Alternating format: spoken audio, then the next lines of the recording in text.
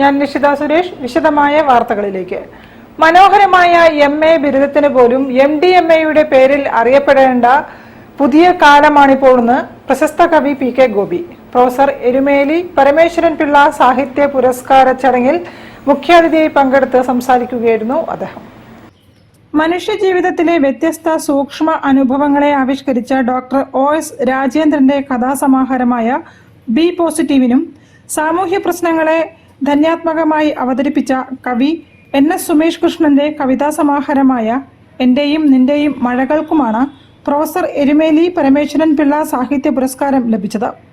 ഇരുവർക്കും mayor doctor Beena Philip പുരസ്കാരം സമർപ്പിച്ചു.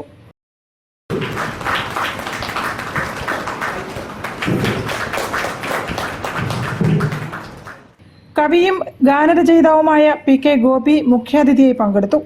തിരഞ്ഞെടുത്ത് നിങ്ങൾ വായിക്കൂ, നിങ്ങൾ കാലത്തെ ജീവിതത്തെ നിങ്ങൾ തിരിച്ചറിയൂ. എന്തിന്?